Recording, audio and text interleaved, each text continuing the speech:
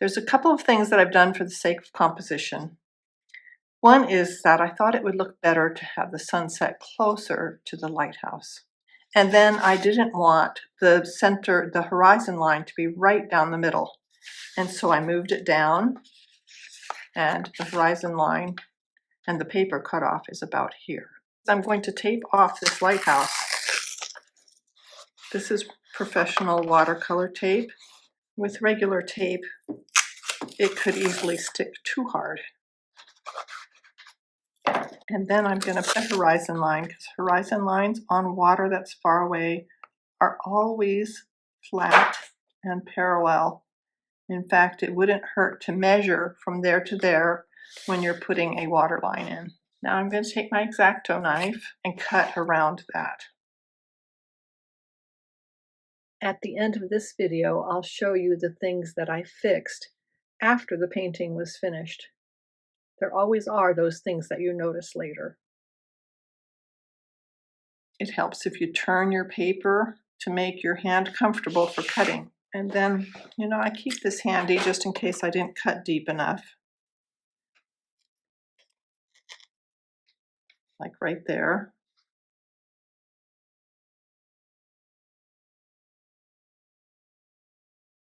This will allow me to just paint the sky and not have to worry about keeping that light edge light or going over it. Now I'm going to go around this with my nail and make sure all my edges are down, because I don't want a bunch of color going in under there. For the yellow, I'm using an azo yellow, and that's really bright, but I do believe that the pink will end up getting into it a little bit. This is a brush that I had for a long time and didn't even really realize it. It's a 14 Zen Royal and Lang, but it has an incredibly good point.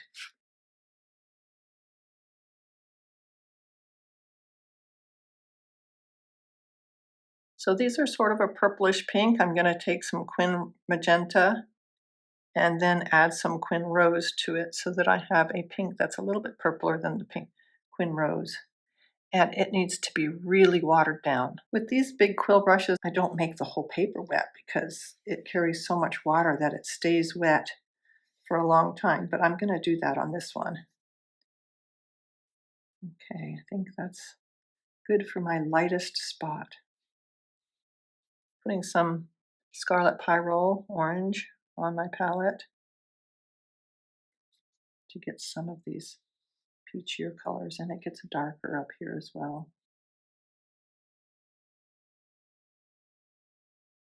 And now I'm going to get into my blues. I'm using Phthalo Blue Red Hue with a little bit of Ultramarine Blue mixed in with it.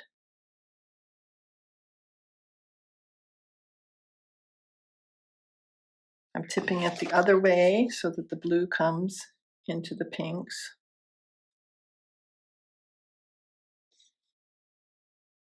When I turn my painting around, then I turn my reference photo around too, because I can't seem to get it right if I don't. I get confused about where I am. And now I'm going to put this blue over here too. It comes sweeping in. I'm going to keep it running this way.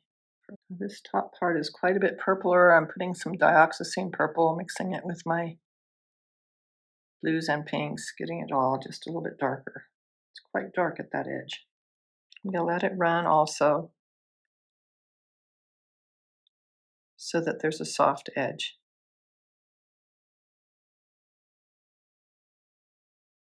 And if it starts making star-like patterns, then make it run the other direction for a little bit and let it go different directions. And that usually smooths it out so that you have a smooth finish.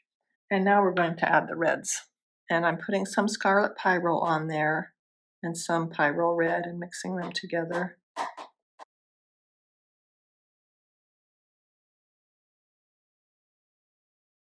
I'm sure you all know this, but the way to get lighter colors with watercolor is to add water, not to add white.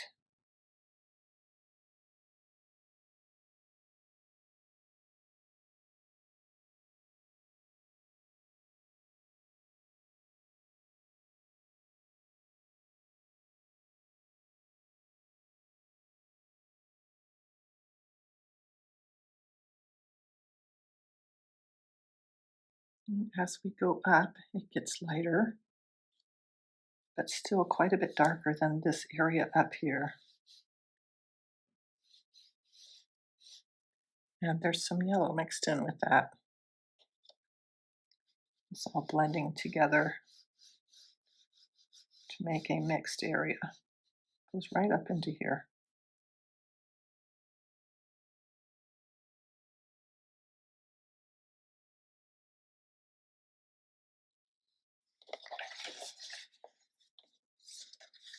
I'm going to tip it this way. I think I might need to add those little clouds later because it's spreading too much, but I'm going to add some of the dark. And you know, if it doesn't turn out exactly like the photo, it's okay because sunsets are very forgiving.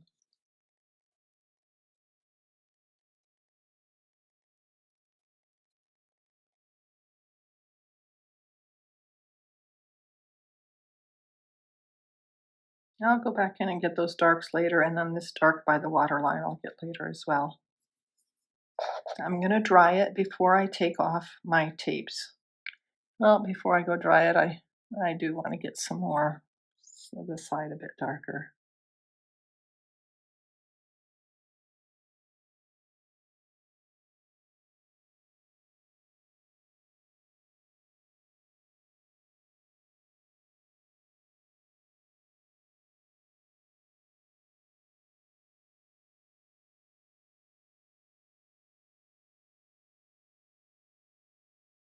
I'm going to leave the tape on the lighthouse until I'm ready to go there.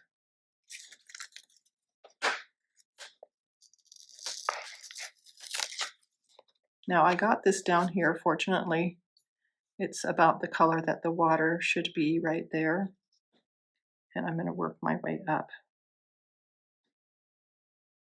I'm not going to worry about going over the land. I'm worried about getting my water right.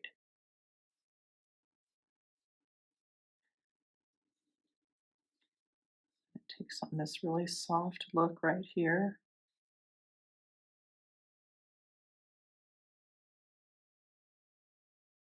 I'll see the red's coming down into it. If you don't want any of that red to come down into it, you can use tape and tape that off. But I want the edge to be just a little bit blurry. Too sharp of an edge looks cut away, and we don't want it to look like somebody cut and pasted this on here.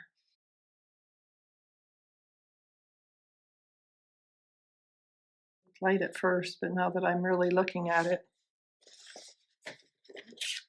see how dark it actually is compared to what I have there.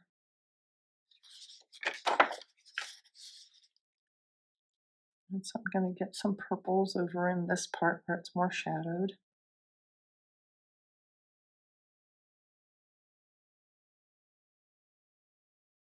And get our purple indigo mix for a much darker purple.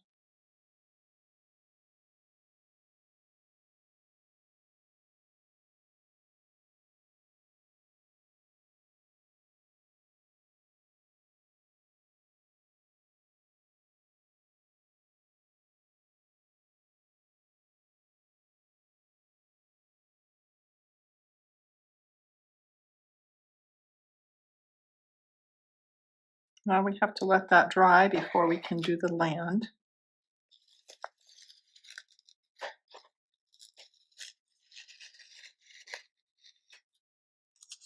It's a Princeton Aqua Elite. It also has a good point, and I want something a little bit smaller now. And I'm going to get out my reference photo.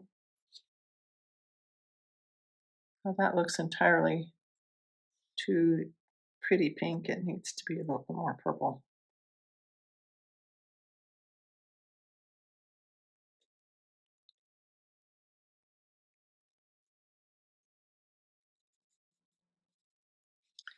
And then the other side of this is quite blue. And it's quite dark.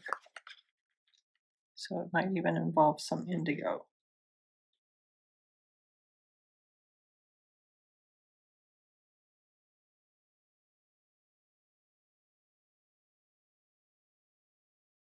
Now these rocks are kind of reddish too.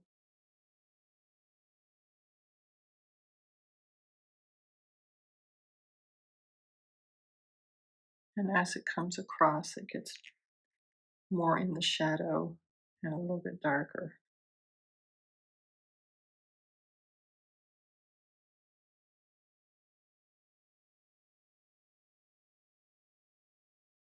This foreground rock is redder.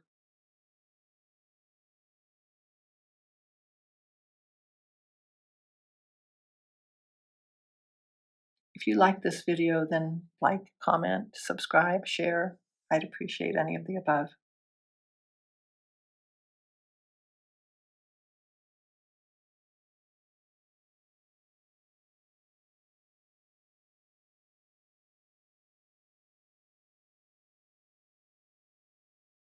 This part I'm doing very loose, but I'm making it look like there's some lighter and darker parts on this rock.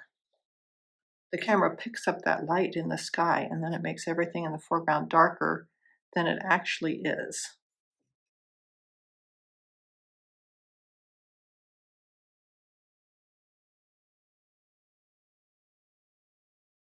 This railing right here, you could put it in with an ink pen, but I'm making it much less intense than it is over there because I don't want it to take the eye right off the page. So I'm just giving the idea that there is a railing there. And now that land got very black, and I'm going to soften those edges and actually lift some of it.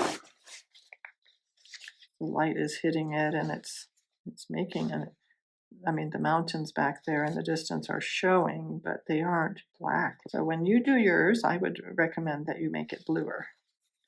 Sometimes when you've looked at something for too long, you can't see it anymore. And I've been doing this all in one sitting so far, so I'm probably about at that point where I need to get up and walk around. And now I'm just going to put some blue in there instead of black. Still some pretty sharp edges. Let's just let it run a little bit. So I'm just putting clear water at the top of it so that it can run a little bit. And at the front of it is the light. This is another part that if you want to, you can do it with a pen and ink or even markers. It really helps me to turn my paper around so that my hand's comfortable and my brush feels comfortable in the direction I'm pointing it.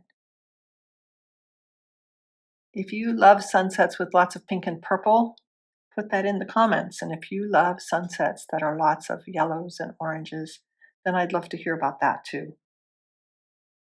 Oh, I should have painted that purple part.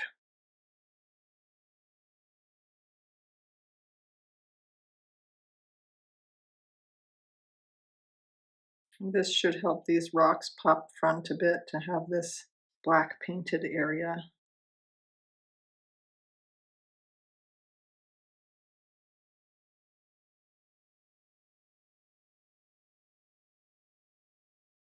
Now I'm just taking some watered down indigo. I don't want it to be too dark. And I'm going to practice this on a piece of paper. And I'm going to do these railings with a pen instead of with a brush.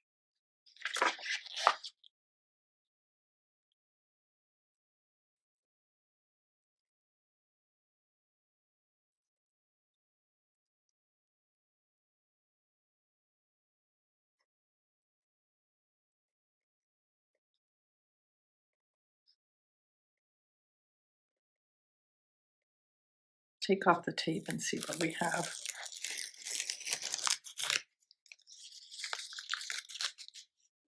Now I've just gone over this with a little bit of water just to make it have a smoother look than it ended up having. So then it's just repairing things. After you take the tape off, somehow those things show better. Another thing that I'm noticing is that my lighthouse is not dark enough, and so this edge isn't glowing as much, and so I am going to try to fix that. And just start at the back and work my way across.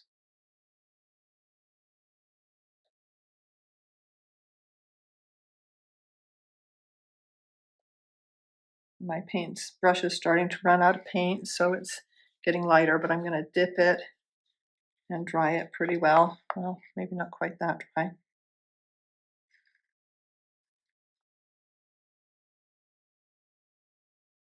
I'm going to turn this around so that I don't have to worry about touching that wet part. And that glow is just right at the edge. That's better. Putting a little bit of red out on this side, it just looks funny that it ends right there. And I'll make it darker on this side as well.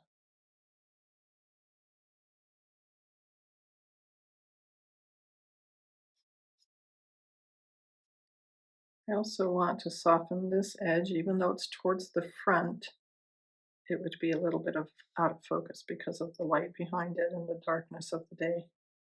And so it shouldn't be, this edge shouldn't be quite so crisp.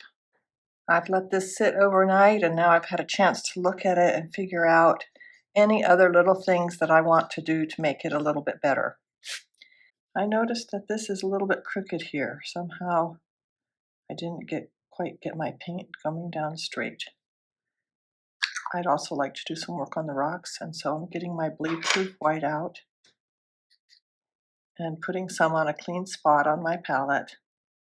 And I'm going to mix it with some of the colors that I used before, some of the reddish. And I'm going to bring forward this rock here.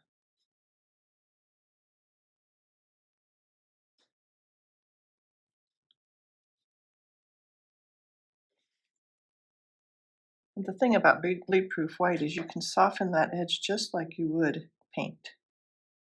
It's a very handy tool to have.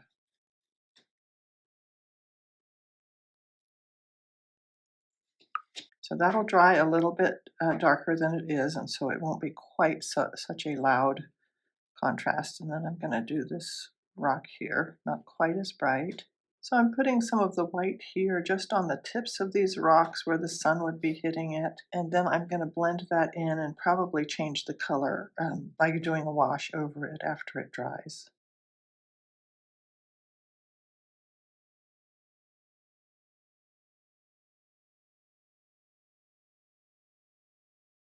The purpose of this is to make these rocks look a little bit more 3D. They had gotten kind of flat looking. Now let's blend that all in.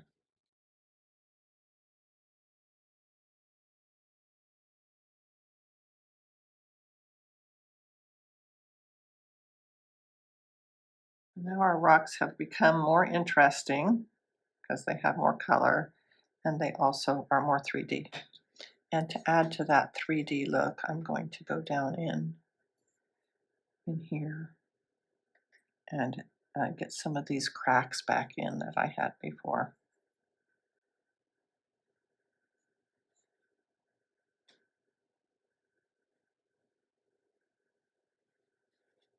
Just to add some foreground detail.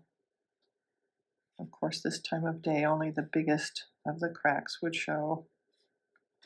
You don't want it to be these lots of tight little details. So I'm going to spread it out a bit, just with some clear water. I'm also going to emphasize this edge more than it is in the photo.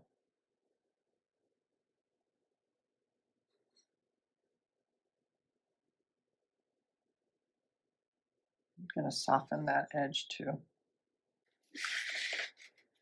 That just makes it look a little bit more 3D. You may have also noticed that I did put some windows in that are in the photo.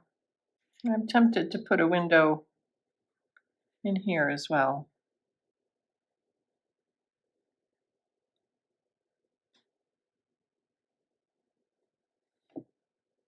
There we have it. Happy painting.